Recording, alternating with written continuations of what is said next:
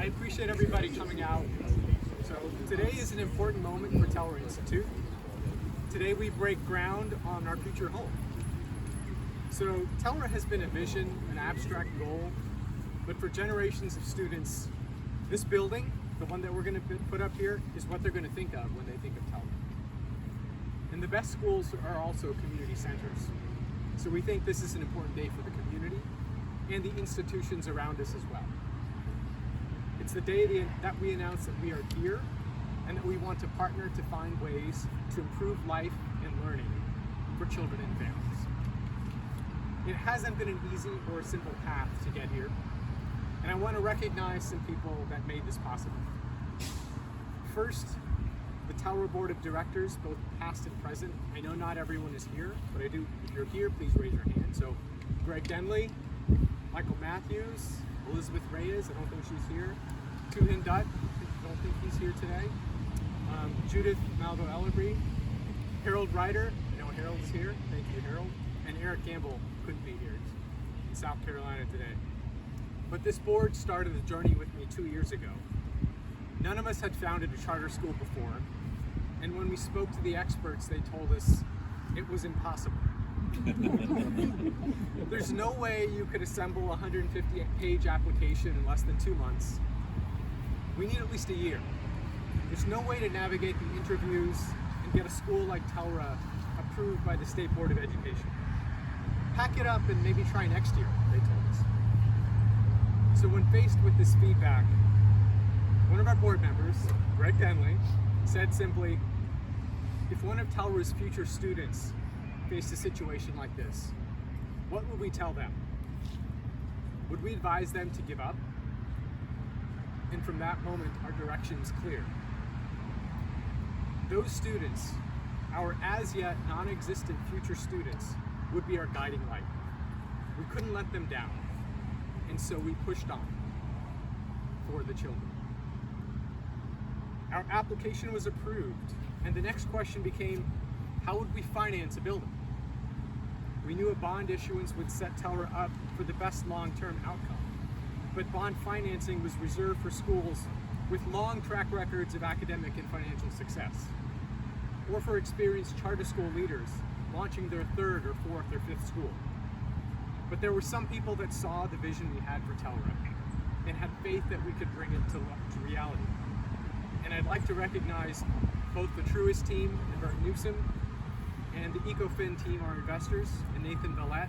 Unfortunately, I don't think either of them could be here today, but I do want to make it clear that they were instrumental. They were with us early on, offering their support and unwavering commitment. They were willing to take a risk on us, even when things were uncertain and things dragged on. And they pushed on for the children. You might sense a theme here, so you can join in. So financing a school is not the only challenge.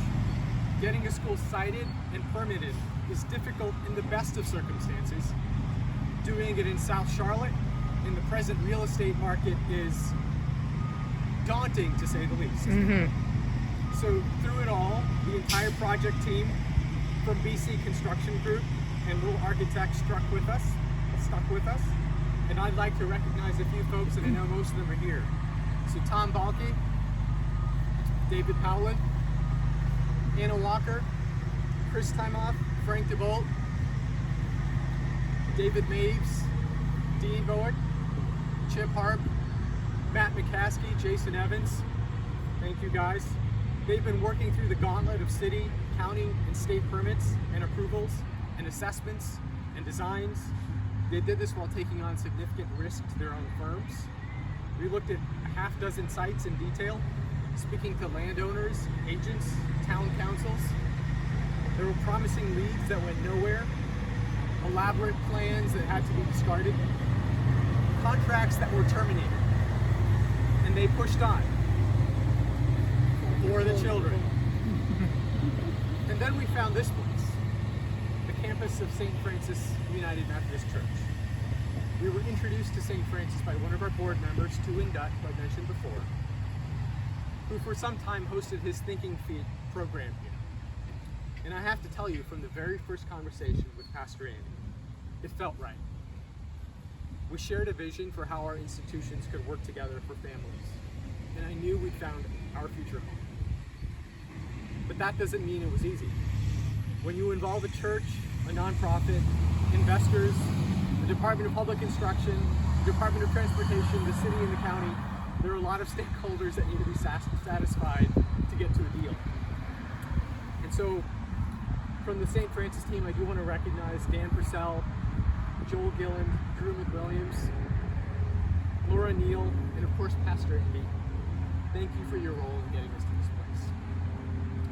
There were a lot of hours you put in. It was at times confusing and inspiring, contentious and constructive, and through it all, you pushed on for the children. There are some others I want to recognize as well. Sean Strain, your support, your connections in the beginning helped us understand how great the need was that Telra was filling. Russell Hughes, you were with us through our whole real estate journey, and if you were half as devoted to your other clients as you were to us, they are in good hands. Tricia Tam, she's out there somewhere behind a camera. You helped us articulate the vision for Telra, and we convinced you along the way to bring your own son on our journey. So thank you for having us there. There's a couple of others who I don't see here, but Jeremy Stevenson, Paul McNamara, Mary Nash, thank you guys for what you've been doing. Of course, Cecilia Armour, thanks for coming with me on this journey as our principal. I hope you're as excited to be coming into this new building next year as I am. And then finally, I want to recognize my wife Kathy and my 2 children here. The other 2 are in school today. These 2 are out of school, they're on a break. So over the past 2 years of long hours making Telra a reality, they've seen it all. She's had to pick up my slack, and the kids have sacrificed time with Dad. And through it all, they pushed on. And we're the children. So I want to introduce Greg Denley, who's the chair of the Telra Institute Board of Directors, to say a few words about what we see for the future here and what Telra's about. Thank you.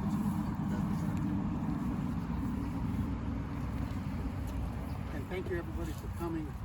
It makes my heart swell. I'm excited to be here with each of you celebrating the groundbreaking ceremony today for Telra Institute. We are a nonprofit public school serving South Charlotte. There are community goals that we share with St. Francis in our desire to serve the community and our children. Chancellor Bott may not have mentioned it, but we are themed as a gifted and talented charter school. We are governed by the same laws as all public schools, with one exception. Our board of directors is independent. Let me relate one key distinction. At a district school, if a student has a C, that school would develop a plan to improve the student to, let's say, a B. If another student has a B, then the school would develop a plan possibly to improve that student to an A. But what if that student is gifted like Albert Einstein? The student is already getting an A in physics. I'm going to make a guess that the school would say, we don't need to do anything, that student is doing just fine. Telra Institute has stated goals that our students will perform 1 grade level higher than Charlotte-Mecklenburg school systems in all subjects. Forget a minute about the gifted mantra. Telra's goals are for A students as well. The A student at Telra would be trained on advanced curriculum. So you would expect that our A student was taking, was in the 3rd grade, was reading at the 4th or 5th grade level. I even heard related a case where a 10-year-old was taking calculus from one of our founding board members, Dr. Harold Ryder. That board member related this anecdote to the State Board of Charter Schools when we were presenting our application for one charter. One of the state board members said, what if my child is not gifted? I stood up and told the state board that I myself am not gifted. Isn't it quite probable that a family with multiple children, I am one of 7 children in my family, has some children that are not as academically gifted as others? Albert Einstein had a sister named Maria, Maja. Maja ultimately lived in the U.S. with Albert when she fled Italy during World War II. I know what Maja felt like, as I was surrounded by valedictorians in my family. I would not have risen to the academic levels that I did without the constant interaction I had with highly gifted siblings and parents. At Telra, we surround our students, be they highly gifted or slow learners, with love and challenging curriculum and exceptional teachers. We do not discern whether a student is gifted or not. All are welcome to apply. The difference within our program is that our students are challenged via tailored acceleration, adjusted on a week-by-week basis. This acceleration or pacing is adjusted more precisely to accommodate each student's skill, motivation, and capability. Each student has a personalized learning plan, and they are grouped weekly by their comprehensive level. So yes, it is possible to have a 10-year-old taking calculus at Telra. Telra is much like St. Francis's preschool, where children learn through play.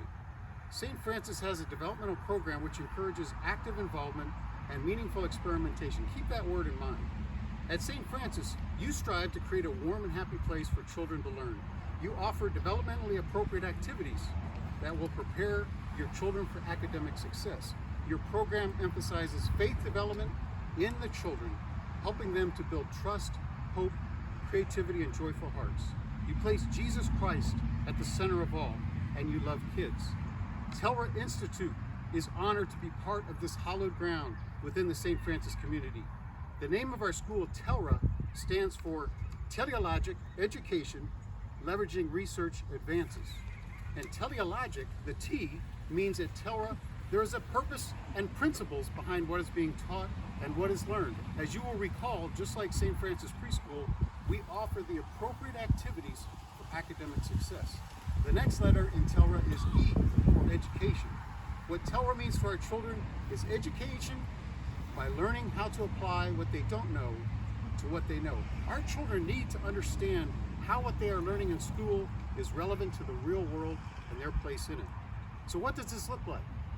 In the words of Maria Montessori, students will discern behind the written words in order to read the thoughts of a Shakespeare or a Dante. The final letters in Telra, LRA, mean leveraging research advances. Recall that St. Francis School also uses meaningful experimentation. I've seen this manifest in our teachers. When our teachers participate in daily PE classes with their students, they take joy in exercise alongside the student. I was visiting the campus a couple of weeks ago. I saw two teachers huddled long after their class was over, discussing their lesson plans.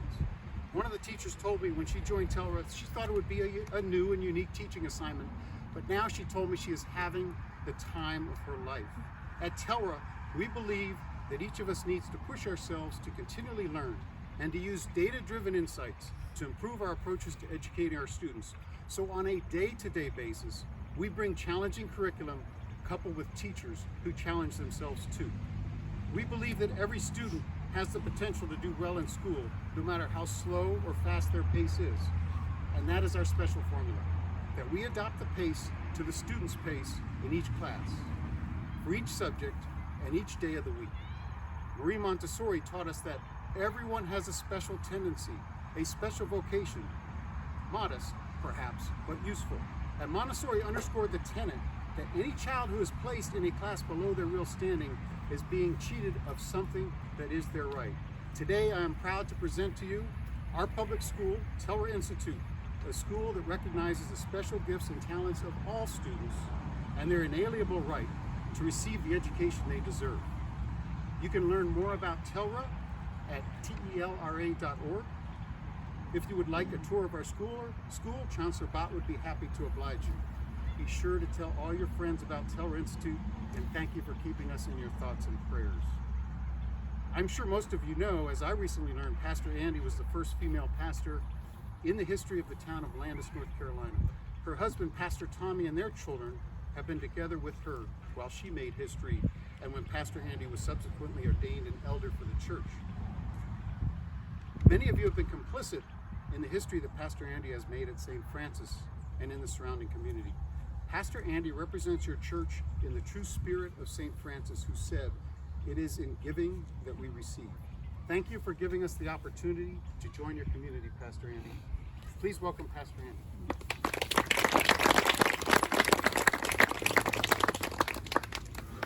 He knew stuff about me I forgot. I'm going to keep this short. But I just want you to remember with me for a moment. The first time that I heard Ronak's dream for the charter school in that initial meeting, I was immediately excited. And for those who know me, that's nothing unusual. But there was something in it that was speaking to my soul, and I immediately called a few folks on our leadership team and said, I think there's something here. Will y'all be interested in meeting? And we met, and they said, wow, there's something here. There's something good going on here. And we just kept walking through the doors, and our congregation heard this dream, and they got excited and said, oh my gosh, how can we make a difference in the lives of these families at this school if we are able to work this out? His dream and his purpose for the school aligned with the hopes, dreams, and purpose of our church. We had been talking for quite a while that we wanted to be, and I learned, by the way, that this language community church has been around a long time, since the inception of this church, that we wanted to be a community church where people from all walks of life can come, where they can find safety, hope, direction for life, a place to learn, a place to grow, a place to be who they are, right where they are. And as Ronak said, this day wouldn't have happened without some really hard-working, dedicated church members. Dan Purcell, and let me tell you, Dan is not here today because he is the caregiver for his parents right now, and he's like underwater, and he's with his dad today at a doctor's appointment, so keep him in your prayers. Drew McWilliams, he's a smart man. Don Irwin, Harold Burnett, Laura Neal, who is here. You'll be hearing more from Laura as the months go on. And did I say Dan Purcell? We all know the hours that Dan put in to make sure that we follow God's call as we just continue to walk through doors that opened up. I also have to give a shout out to Joel Gillen and the Wesley Community Development Corporation, who guided us and helped us in immeasurable ways. I'm so thankful for Joel, for his leadership, and for his team. And here we are. If you take just a second and look around, here we are, this beautiful campus on this beautiful day. A year and a few months ago, breaking ground on this project, we didn't know if it would happen, and here we are. We are here to make a difference, a positive difference, and a transformational impact in our community. If you look around, we have McKee Road Elementary School across the street, a park. We have a relationship with that school, and I can't wait to see how the relationship between Ronak and the principal there begins to develop. We have a new and fruitful, blossoming relationship with McKee Road Baptist Church, which is right there across the street. And if you just stop and look around, you go, wow, we could really do something amazing here. And that is the plan. So as we dig in the dirt today, it's more than just digging in the dirt. It's more than just a shovel going, woohoo! It's a movement. And a long time ago, when I first came here, I asked our church to come up with a word that God had revealed to them about something God wants them to do. And it dawned on me when I was writing this that my word was movement. All 5 years ago. So we are here. It is a movement when we dig in the dirt. A movement of people from all walks of life taking a chance. A group of people who are dedicated and committed to bringing positive opportunities to our neighborhood. A movement that will bring hope to a future that needs hope. And I'm proud of this movement. I'm so proud to have met you, Ronak, from the very beginning. And we already see the fruit of our labor. Within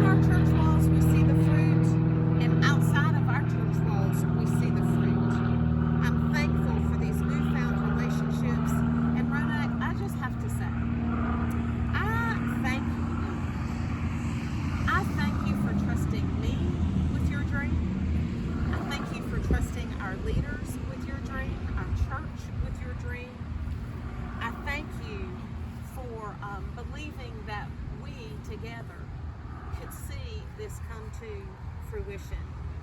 And I do turn it back over to you to lead us in taking us to the next step of making your dream a reality.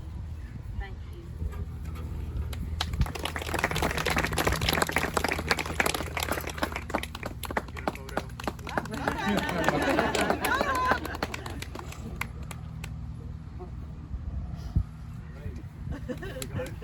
All right, well, can we bring up the shovels and the hard hats? I'd like maybe my board members could do the honor of maybe turning the first dirt with me. So Michael, Greg, Harold.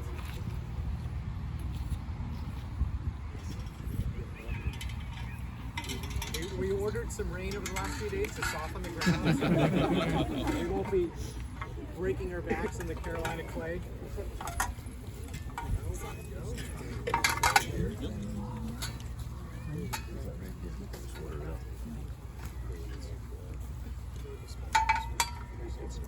Where's Dan? Dan, you need to come help me do this too, buddy.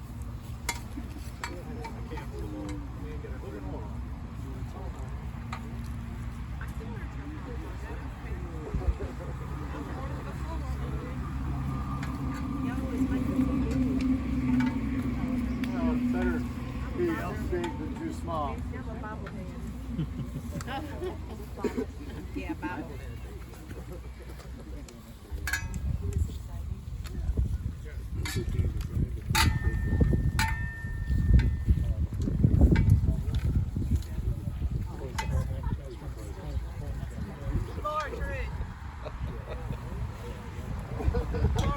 Y'all come dig with me. Y'all put a hat on? No, I'll wear the hat. We can share. Oh, there's the one.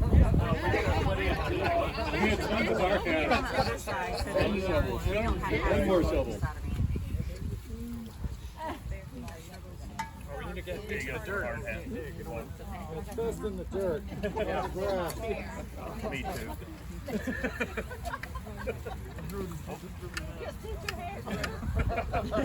Come on up so you can find a patch of dirt.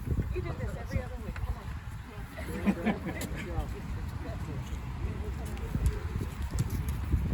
Ready? No, we got some hats over here. Hang on. Where's your principal? Cece, you have an extra shovel? Extra hat? We got another hat too. Yeah, please.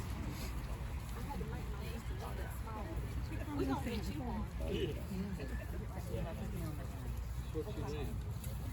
Get next to my dog so Ready? Here we go. Oh, it's nice and soft. Here we go.